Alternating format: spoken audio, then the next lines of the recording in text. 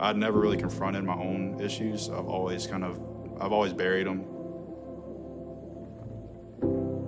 I didn't grow up in a religious household. I became very self-kept. I didn't let anybody know what I was going through personally. I always tried to put on a mask.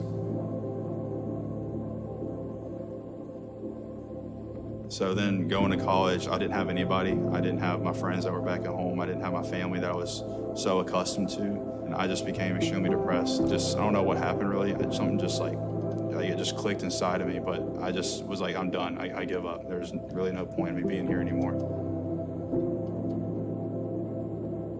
So I remember leaving there and going to try and take my life. I was really angry. I didn't want to be here. I was upset even further with myself because now I had to live with the fact that people had to remember that I tried to do this, and there was people there that had to see me in that vulnerable state. I didn't like being around people in general, much less talking to people about very personal things. I never even thought about talking to God about personal things. I would just pray and be like, God, help me with this, help me with that. But it was never a personal prayer. It was always just me expecting something without giving something in return.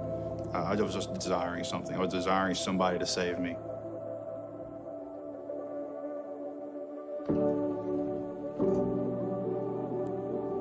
It was a couple weeks after that where I signed up for Dust. I heard about it whenever before service, they throw the stuff up on the screen, and they had the Dust sign up thing, and I saw that. And whenever I signed up, I didn't really know what to expect. I didn't know what things would look like.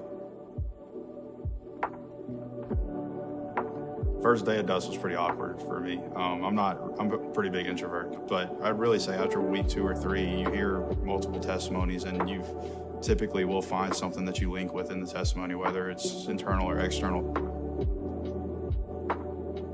I think the first time that I really felt God speaking to me through somebody else was literally the second week, the week that I shared my testimony. Brian Green reached out to me. It was like the first time I had felt somebody really invest into me. I knew it was God. And then through prayer week, I'd only ever prayed probably for maximum 1 minute. And then we got to praying for an hour, and I had found myself really releasing a lot of the things that I struggle with. And Shadows Week really allowed me to confront those things and allowed me to see where I lack. Finally laying some of that stuff down. I didn't even necessarily lay it down to God. I just laid it down in front of them and in front of myself. And I was like, hey, this is what I've been going through. They didn't shy away from it. They instead prayed over me. And it was the first time I'd ever been prayed over. I just remember bawling my eyes out during the prayer.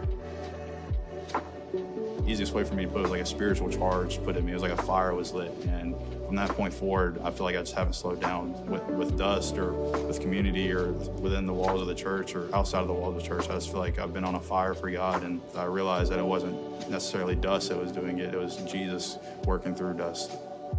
That's what Dust really did for me.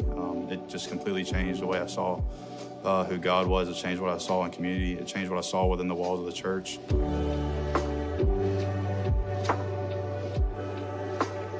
If you're on the fence of joining Dust, I completely understand. It is an intimidating thing. If that's something that scares you from it, I would invite you to do it for that reason. Because if you're scared from it, then Jesus is likely calling you to it. And you won't be left alone. You won't be left afraid that Dust doesn't work for you. Because if you really apply yourself and you really give yourself to the 10 weeks, then you'll definitely gain something out of it.